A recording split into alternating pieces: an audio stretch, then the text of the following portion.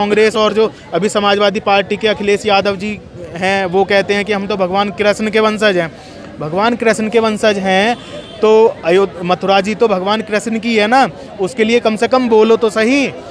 बताओ सनातनी में भाई साहब आप कह रहे हो जय श्री राम मार देंगे, आप पहले बताओ मार देंगे, कौन मार देगा? यही हो रहा है। अरे भाई कोई गलत बोलेगा, आप जैसे आदमी कोई गलत बोल देगा फिर बात करेगा वो लड़ने बोलो। अब पहले कोई जय श्री राम बोलता था ना तो बड़ा प्यार से बोलता था, समझ रहे हो? आज जो जय श्री राम बोलते हैं तो उसमें लगता है कि आपको सामने वालों को मार देंगे, जान से लोग मार देंगे। इसलिए खुश हूँ मैं तो, बिल्कुल खुश हूँ। ये तो श्री राम की जन्मभूमि है, क्यों नहीं खुश होऊंगा। मतलब हिंदुस्तान की 140 करोड़ जनसंख्या है, 140 करोड़ में से 110 करोड़ तो एटलीस्ट खुश हैं, बहुत खुश हैं। और अच्छा ये देखिए, आपने भी सुना होगा, न्यूज़ में भी होगा कि कांग्रेस को और सपा को जब निमंत्रण पत्र मिला उन्होंने उसको अस्वीकार कर दिया। उन्होंने बोला वो नहीं जाएंगे। क्या सोच के वो नहीं जा रहे हैं सर? तो क्या सोच के जाएंगे, वो किस मुंह से जाएंगे? ये वही बंदे हैं जिन्होंने बोला था कि राम काल्पनिक है, राम का कोई अस्तित्व नहीं है। तो बताओ किस उससे जाएंगे। दूसरी तरफ ये है कि इनको थोड़ा सा ये भी डर लगा हुआ है, क्योंकि ये जो है ना अभी जो एक हमारे जो मुस्लिम भाई बहन हैं उनका वोट कट जाए, वो नाराज़ हो जाएंगे, क्योंकि ये हमेशा मुस्लिमों के वोट के पक्ष में रहे हैं। उनको हिंदुओं के वोट को तो ये समझते हैं ऐसे ही बस कटा हुआ है, हिंदू बटा हुआ है एकदम। और आपने देखा होगा पीछे अभी जो 5 राज्यों के इलेक्शन हुए हैं, इन्होंने मतलब सॉफ्ट हिंदुत्व का कार्ड खेला, वो काम नहीं आया। 3 राज्यों में जहाँ पर इनकी बड़ी उम्मीद थी, हमें भी उम्मीद नहीं थी कि बीजेपी आ जाएगी, और इनको उम्मीद थी शायद इनकी गवर्नमेंट आएगी 3 राज्यों में, और वहाँ बिल्कुल आई नहीं। राजस्थान, MP, छत्तीसगढ़, वहाँ पर इनको बड़ी मुँह की खानी पड़ी है। तो अगर ये जाते हैं तो इनको तो देखो निमंत्रण अगर दे भी दिए ना, पहली बात तो निमंत्रण की ज़रूरत क्या है, राम की भूमि है, हम लोग भी जाएंगे। हाँ, सबको जाना चाहिए।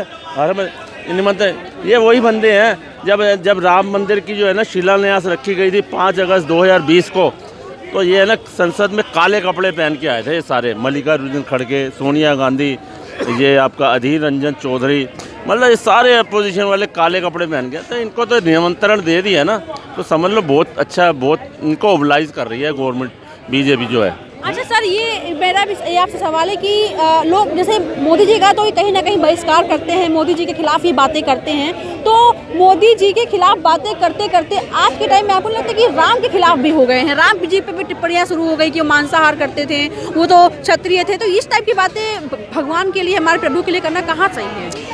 ये राम भगवान श्री राम के जो विरुद्ध है ना बातें, ये तो पहले से ही बोलते रहते हैं विपक्ष वाले, क्योंकि आपको पता है जब भगवान राम का जो ये मंदिर का मुद्दा कोर्ट के अंदर था तो इन्होंने एफिडेविट लगाया था कि राम डज नॉट एग्जिस्ट। तो ये और पीछे राम सेतु टुटवाने के लिए कांग्रेस सरकार में इन्होंने एक बिल पास किया था, उसको टुटवाना चाह रहे थे। तो राम से या जो भी हमारे हिंदुओं की जो आस्था है उनसे जुड़े हुए जो भी स्थान हैं, तो ये उसके पक्ष में कभी खड़े नहीं होते हैं। और आज हिंदू समाज इस चीज़ को देख रहा है, भाई जो हमारे पक्ष में खड़ा होगा। दूसरी ओर बोलते हैं रोजगार रोजगार, जब आप मदरसे खोलते हो तब रोजगार नहीं देखते हो आप? भाई रोजगार, अगर हमारी आस्थाओं के कोई भी स्थान है, अगर वो पुनः उनका उत्कृष्ट स्थान उनको मिल रहा है तो आपको क्या समस्या है? तो जो भी हमारे स्थान हैं, अब जैसे राम जन्मभूमि है अयोध्या जी, आप ये बताइए इतिहास में अगर जाओगे, बाबर को भी छोड़ दो, उससे पहले किसका था? भाई अयोध्या जी का जो है किसी और धार्मिक उसमें थोड़ी है, विदेशी धर्म के क्या किसी ग्रंथ में है अयोध्या जी के स्थान का नाम? हमारे जो भारत में जो धर्म है उन्हीं में अयोध्या जी का नाम मिलेगा आपको। तो अयोध्या जी के पक्ष में आना चाहिए इन्हें, मथुरा जी के भी पक्ष में आना चाहिए, और जो सामान्य काशी जी के पक्ष में भी आना चाहिए, जो सामान्य हिंदुओं की जो भावना है। और बताता हूँ, जो हमारे जो मुस्लिम भाई हैं वो भी विरोध में नहीं है इसके, लेकिन उनको क्या है, जो कुछ नेता हैं वो उनको भड़काते हैं। अदरवाइज एक बात बताइए, अगर विरोध में होते, जब सोमनाथ का मंदिर बनवाया था, ठीक है ना, उसमें भी प्रधानमंत्री जो थे उस समय पंडित जवाहरलाल नेहरू, वो उसके विरोध में थे, लेकिन सरदार पटेल जी ने वो बनवाया। तो अगर मुस्लिम विरोध में होते तो वो जब ही नहीं आते क्या? तभी कोर्ट में केस डालते थे। तो कोर्ट में जो केस डाला गया है ये भी इसे आगे जो बढ़ाया, जब देश का बंटवारा धर्म के आधार पर हो गया तो सोमनाथ की स्थापना हो गई, तो इसी तरीके से अयोध्या जी की हो जाती, मथुरा जी की हो जाती, तो युद्ध ही नहीं चलता। लेकिन वो युद्ध क्यों चला? क्योंकि इन्हें क्या था, यहाँ पे तुष्टीकरण की राजनीति करनी थी, इसलिए इस प्रकार का इन्होंने कार्य किया। और मैं तो कहना चाहूँगा कांग्रेस और जो अभी समाजवादी पार्टी के अखिलेश यादव जी हैं वो कहते हैं कि हम तो भगवान कृष्ण के वंशज हैं। भगवान कृष्ण के वंशज हैं तो मथुरा जी तो भगवान कृष्ण की है ना, उसके लिए कम से कम बोलो तो सही। कौन हिंदू ऐसा है जो उनको वोट नहीं देगा? अखिलेश जी से क्या दुश्मनी है? वो भी हिंदू हैं। तो यहाँ तो ऐसे भी हैं कि कश्मीर का पहले हुआ था। आज कश्मीर की स्थिति ये है कि जब से 370 हटाई है वहाँ इतना पर्यटन जा रहा है।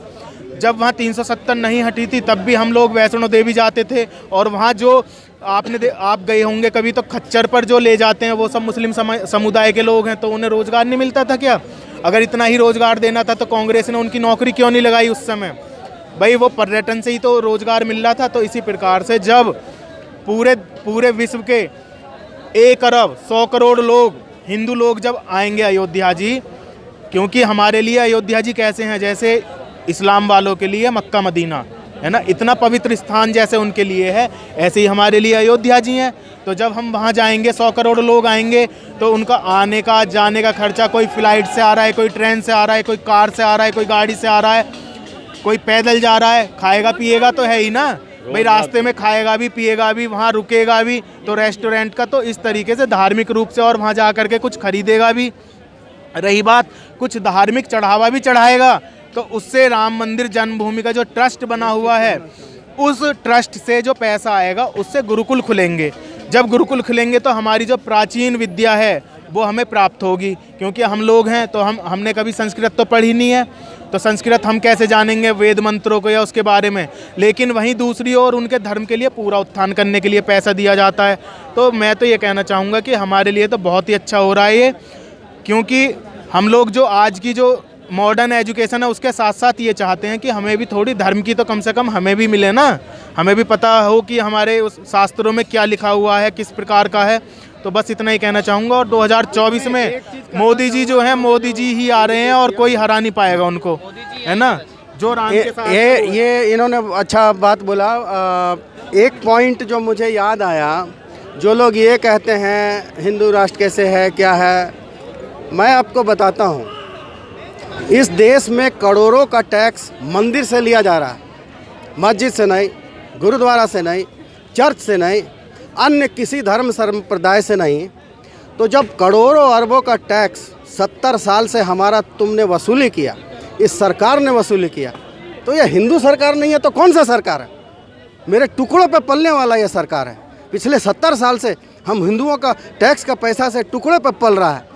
एक मंदिर या मथुरा काशी बना देगा तो क्या करेगा? कुछ नहीं देगा, ऊँट के मुंह में जीरा देगा।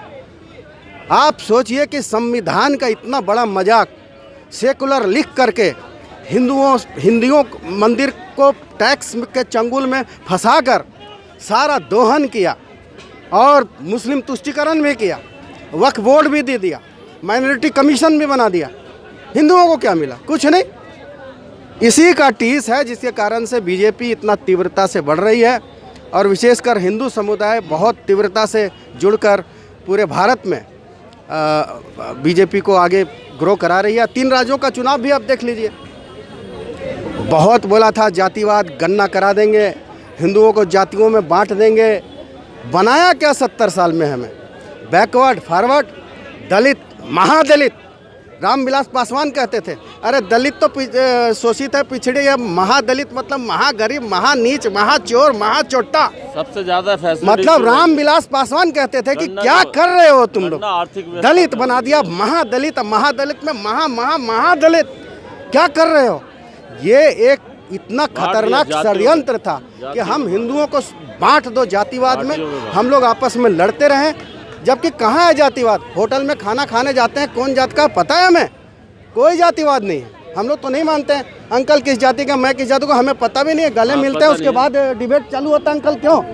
तो हम लोग तो सब जातियों में बांट करके ऐसा इनको चाहिए था आर्थिक व्यवस्था बांटा है। कौन कितना अमीर है, कौन भाई साहब किसकी कमाई है ना 10 लाख से 50 लाख तक है, 50 लाख से 1 करोड़ तक है, 1 से 5 लाख तक है, 5 से 10 लाख तक है। ऐसे बांटना चाहिए इनको। ये तो इन्होंने जातियों में बांट के किसी को कह दिया भैया तू चमार है, तू वाल्मीकि है, तो ये है वो है। तो ये तो बड़ी हीन भावना पैदा कर रहे हैं। अरे भैया जरूरी नहीं है कि अगर कोई चमार है या वाल्मीकि है, मैं भी शायद वो किसी अच्छी जात वाले से श्रवण से ज़्यादा कमा रहा हो, ये भी हो सकता है। तो ये सब गलत चीज़ है। ये लोगों में ये कॉम्प्लेक्स, अब बात सुनो, कोई चमार है वो ज़्यादा कमा रहा है, सवर्ण से ज़्यादा कमा रहा है, तो फैसिलिटीज़ तो मिलेंगी ना उसको भी, वो जो रिजर्वेशन की है जो भी है। तो ये सारी गलत चीज़ है, तथ्य है, उनको जो है हमेशा जो ये इसीलिए अब देखो ये जो है ना कांग्रेस, अभी 5 राज्यों में इलेक्शन हुए, ये हर जगह इन्होंने मैनिफेस्टो में हम जाति जनगणना कराएंगे, इधर आएंगे हम जाति जनगणना, क्या हुआ? कुछ हुआ? कुछ भी नहीं हुआ। 3 राज्यों में हार गई, मुंह की खानी पड़ी। तो इसी तरह पब्लिक समझ गई है, पब्लिक जागरूक है। इवन वाल्मीकि हो या चमार हो या कोई भी हो, चाहे वो मतलब किसी भी दलित फैमिली का हो, वो भी जागे, उन्हें भी पता है किसको, उनका भी प्यार जो है मोदी जी के साथ है, जनता जनार्दन का प्यार मोदी जी के साथ है और पूरे बीजेपी के साथ है।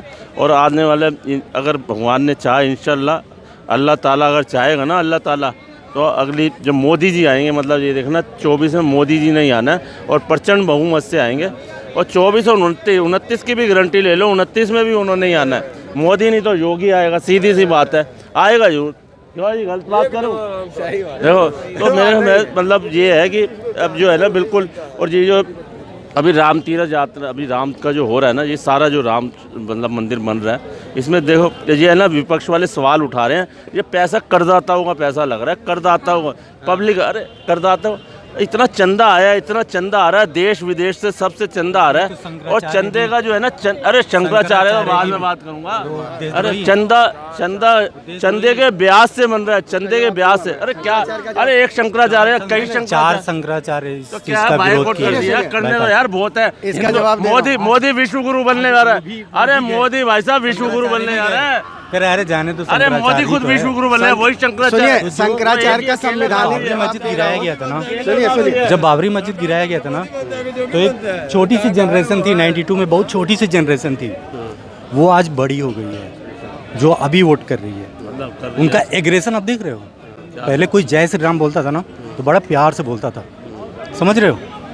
आज जो जय श्री राम बोलते हैं तो उसमें लगता है कि आपको सामने वालों को मार देंगे, जान से लोग मार देंगे। नहीं, एक चीज़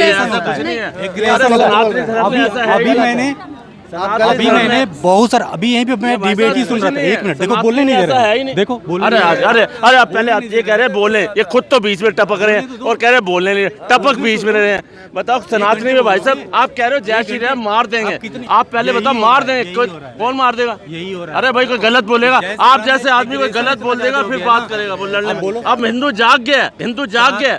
इस तरह के और भी वीडियोस देखने के लिए हमारे YouTube चैनल मीडिया फाटक पर विजिट करें।